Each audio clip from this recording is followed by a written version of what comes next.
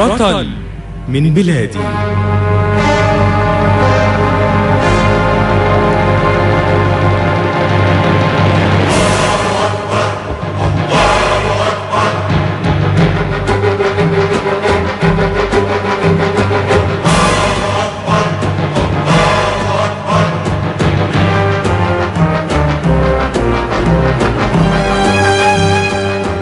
عبد الجواد سويلم،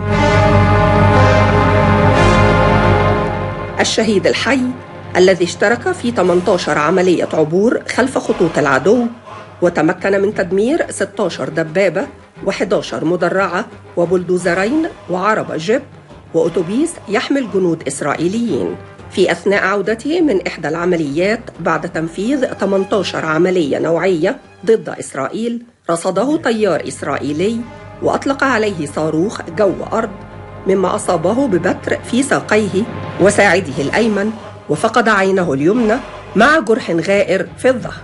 أجرى له أصحابه الإسعافات الأولية، ووسط وابل من الطلقات الإسرائيلية تمكنوا من نقله إلى بورسعيد وبعد ذلك إلى مستشفى دمياط.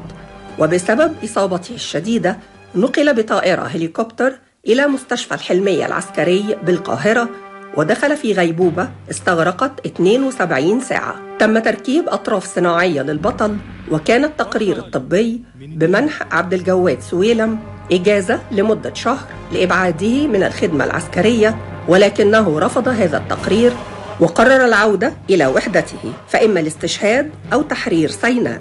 علم الرئيس جمال عبد الناصر بقرار عبد الجواد سويلم، فطلبه في رئاسة الجمهورية وقال له: أنت اللي ضربت المطار؟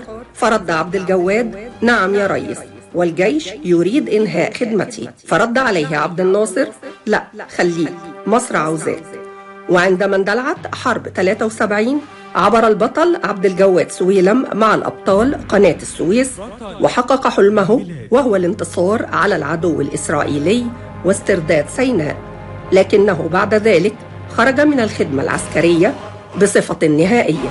لم تكن بطولة الشهيد الحي في إصابته فقط أثناء حرب الاستنزاف، بل تكمن في إصراره على مواصلة الاشتراك في الحرب بعد إصابته بعجز كلي، ليصبح الجندي الوحيد بالعالم الذي حارب بنسبة عجز 100%. ومصر لو تبقى هي هدفنا، حنتفق مهما كان اختلافنا عشان عيون بلدنا.